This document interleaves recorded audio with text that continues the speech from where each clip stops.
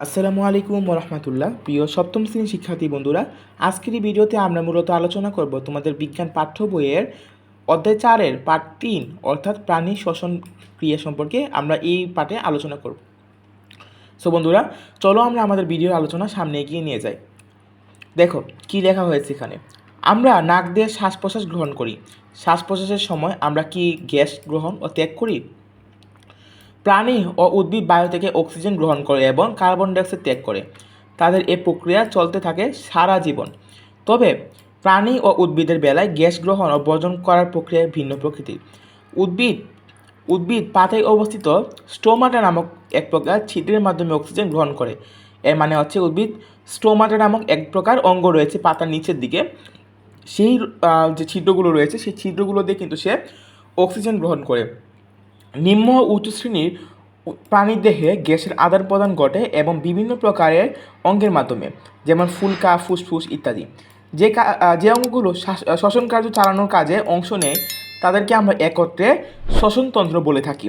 মানব শ্বসনতন্ত্র নিম্নলিখিত অঙ্গগুলো নিয়ে গঠিত হয়ে থাকে। দেখো মানব শ্বসনতন্ত্রের অঙ্গগুলো কী কী? এক নম্বর রয়েছে নাসারন্ধ্র, নাসাপথ, নাসাগোলবিল, ষড়যন্ত্র, তারপর হচ্ছে শ্বাসনালী বা ট্রাকিয়া, ক্লোম শাখা বা ব্রঙ্কাস, ফুসফুস এবং মধ্যচ্ছদা। তোমরা এখানে যদি ছবিতে খেয়াল করো, এখানে নাসারন্ধ্র এবং এই নাকের পথটা হচ্ছে নাসাপথ, এবং এখান দিয়ে আসার পরে এই জায়গায় এখানে হচ্ছে তোমার ষড়যন্ত্র নামে একটা অঙ্গ আছে, এই যে এখানে ষড়যন্ত্র। তারপর শ্বাসনালী হচ্ছে এটা, গলবিল আছে এখানে। তারপর এখান থেকে আরও নিচে দিয়ে গেলে তোমরা ফুসফুস পাবা, এখানে পুরো ছবিটা দেওয়া হয় নাই।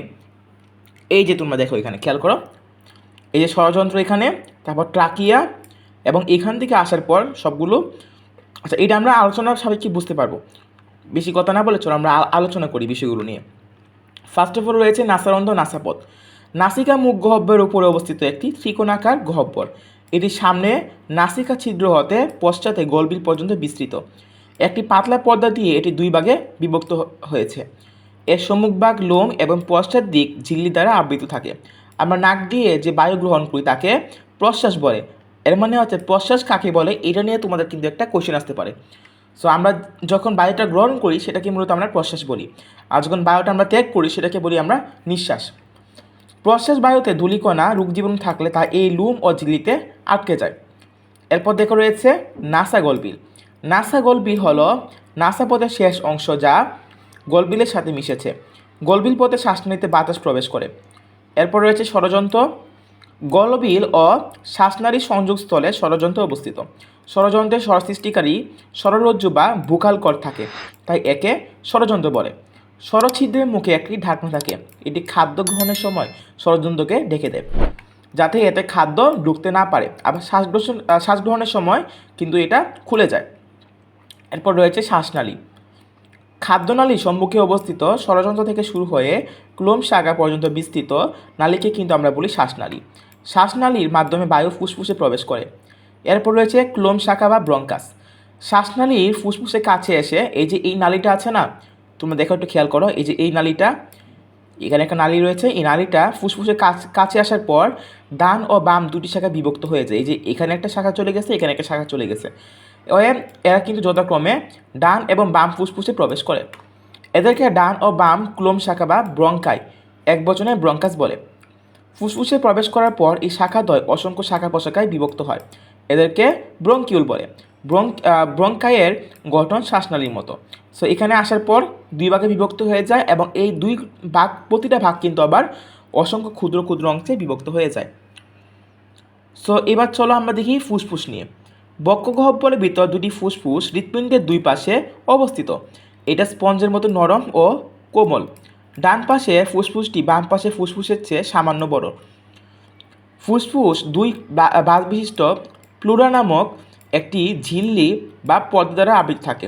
অর্থাৎ এখানে তোমাদের আরেকটা কোশ্চেন আসতে পারে যে ফুসফুস আসলে কি ফুসফুসের যে পর্দা দ্বারা আবৃত থাকে সেই পর্দার নামটা কি? সেই পর্দার নাম হচ্ছে প্লুরা নামক একটি ঝিল্লি দ্বারা বা পর্দা দ্বারা ফুসফুসটা আবৃত থাকে। দুই বাজের মধ্যে এক প্রকার পিচ্ছিল পদার্থ থাকে, ফলে শ্বাস প্রশ্বাস কাজে ফুসফুস ও বক্ষগাত্রের সাথে কোনো ঘর্ষণ লাগে না। ব্রঙ্কাস প্রতি পাশে ফুসফুসে প্রবেশ করে অসংখ্য শাখা প্রশাখায় বিভক্ত হয়। এই সূক্ষ্ম ব্রঙ্কিউলগুলো বায়ুথলি বা বায়ুকোষে প্রবেশ করে। প্রত্যেকটি বায়ুথলি পাতলা এপিথেলিয়াল কোষ দ্বারা গঠিত। এই কোষগুলো কৈশিক জালিকা দ্বারা পরিবেষ্টিত।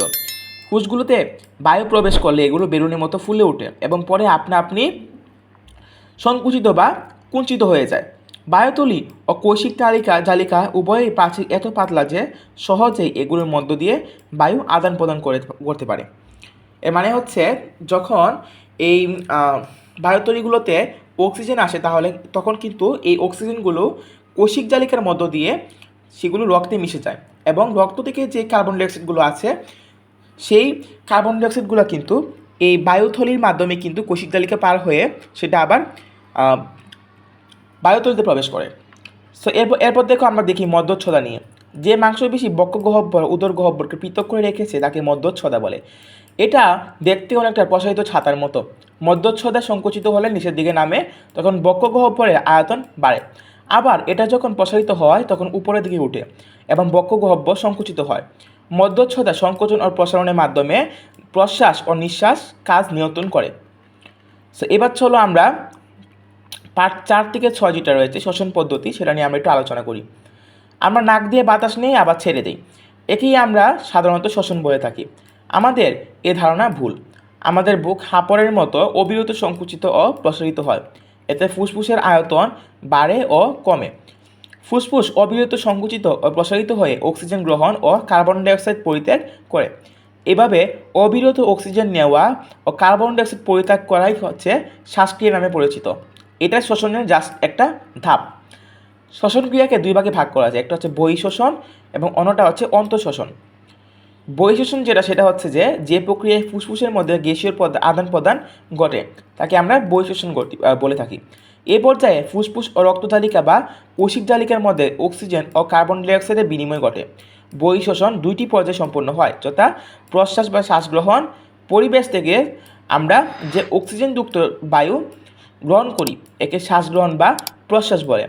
প্রশ্বাসের সময় মধ্যচ্ছদা ও বক্ষ পিঞ্জরাস্থির মাঝের পেশি সংকুচিত হয়ে যায়। আরেকটা হচ্ছে নিঃশ্বাস। প্রশ্বাসের পরপর নিঃশ্বাস পর্যায় শুরু হয়। এ পর্যায়ে মধ্যচ্ছদা পিঞ্জরাস্থির পেশিগুলো শিথিল ও প্রসারিত হয় এবং ফুসফুসের আয়তন ছোট ও সংকুচিত হয়।